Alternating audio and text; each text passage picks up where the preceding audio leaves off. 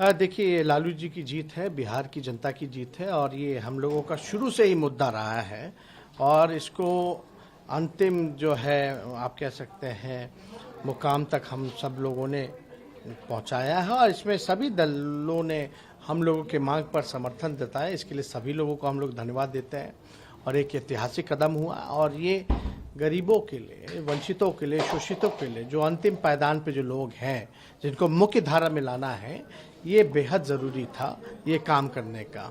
अब आपके पास scientific data होगा तो साइंटिफिक डेटा होने के बाद आप तय कर सकते हैं कि कौन कौन लोग जो है छूटे हुए हैं, किन किन लोगों के लिए, जातियों के लिए क्या क्या काम करना है। तो ये सारा फिगर जब रहेगा तो हम लोग उस हिसाब से योजना बना के काम कर सकते हैं। बीजेपी के अंदर ही कई नेता सवाल उठा रहे हैं कि बिहार में भी इतनी दिक्कतें हैं, विकास नहीं हुआ, आप भी मानते हैं सब कुछ है, इसमें जातीय जनगणना इतना जरूरी क्यों है? इतने 24 घंटे के अंदर बैठक नहीं, आपको एक बात समझना पड़ेगा, ये योजना बनाने के लिए, नीतिगत योजना फैसले लेने के लिए 500 करोड़ का इन्वेस्टमेंट है। लेकिन आप बताइए, जहां हजारों करोड़ का प्लेन खरीदा जाता है, जहां 1100 करोड़ का बीजेपी दफ्तर है, ये फिजूल का खर्चा नहीं है। ये विज्ञापन में 5000 करोड़ का खर्चा, ये फिजूल का खर्चा नहीं नजर आता। और जहां नीतिगत फैसले लेने हैं, जहां हमारे पास डेटा होगा, कलेक्शन होगा, उस हिसाब से हम वेल प्लान्ड वे में हम स्कीम रन कर सकते हैं। जो डाउन ट्रोडन जो है, जो पॉवर्टी लाइन के नीचे है, जो सोसाइटी अंतिम पायदान पे है, अगर उसको हम फायदा पहुंचाएंगे, लाभ पहुंचाएंगे।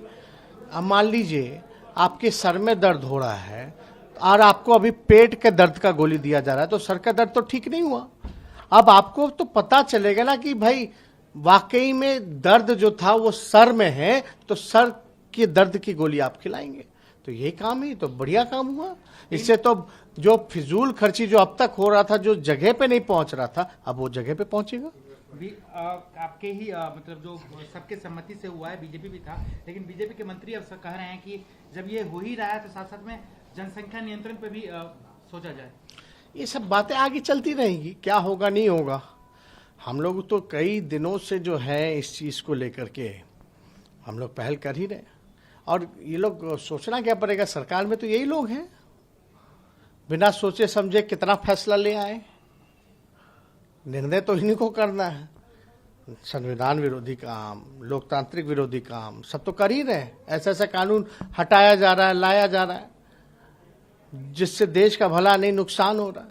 तो ये लोग अपना सोचते रहे क्या है, लेकिन अभी तो सबसे पहले ये महत्वपूर्ण था। आप कह रहे हैं पेशवे जी कि ये आपकी जीत है, लालू जी की जीत है, लेकिन लग रहा है जैसे कहीं क्रेडिट लेने की होड़ है। जेडीयू ने भी जहां तक मुख्यमंत्री के ये पोस्टर लगा दिया है, उनका कहना है कि हम आज से नहीं, जब राष्ट्रपति थे ज्ञानी जैल सिंह, उस समय से हम इस बात की बात कर रहे थे कि कैसे इनकी गणना हो।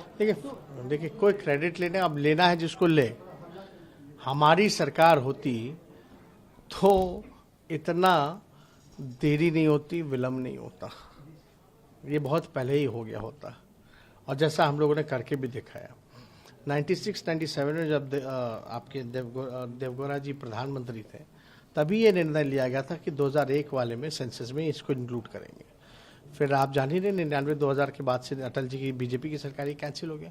फिर पार्लियामेंट में लालू जी ने, मुलायम सिंह जी ने, शरद जी ने इन चीज़ों को उठाया और 2011 वाले में जो आर्थिक, शैक्षणिक और जातीय जनगणना कराया। फिर बीजेपी की सरकार आई तो डेटा करप्ट हो जाता है, उसको पब्लिक डोमेन में नहीं डाला जाता। अब हम लोग यहाँ हैं, जब केंद्र सरकार ने पार्लियामेंट में मना किया नहीं कराएंगे, तो हम लोग भाई यहाँ हम लोगों ने आवाज उठाया। और लालू, अच्छा आप बताए किस पार्टी ने बिहार में सबसे पहले बिहार बंद किया, या उसके बाद कोई पार्टी ने बंद किया? उसके बाद से कोई नहीं। लालू जी सड़क पे उतरे थे जातीय जनगणना को लेकर के। तो ये तो जो कास्ट बेस्ड सर्वे यानी जातीय आधारित गणना, तो ये हो रहा है, लाभकारी है। बिहार के मजदूर जो है आज बाहर मारे जा रहे हैं। ये लगा कि दूसरी या तीसरी घटना है जब बिहारियों को कश्मीर में मार दिया जा रहा है। कैसे देखते हैं, आखिर क्या दिक्कत है कि जब वहाँ जा रहे हैं वो अपना पेट पालने के लिए और वहाँ वो मारे जा रहे हैं? नहीं, इसमें तो सवाल डबल इंजन सरकार को देना पड़ेगा। यहाँ ऐसी क्यों व्यवस्था नहीं की जा रही कि लोगों को बाहर जाना पड़ रहा, और लोग बाहर जा रहे हैं तो उनको वहाँ सुरक्षित क्यों नहीं रखा जा रहा? ये तो जो मौजूदा सरकार है उनको बताना पड़ेगा। और ये वो लोग हैं जो कहते थे कि आर्टिकल 370 के बाद से जो है माहौल सुधर जाएगा, खत्म हो जाएगा सब कुछ, ये तो उनको बताना चाहिए।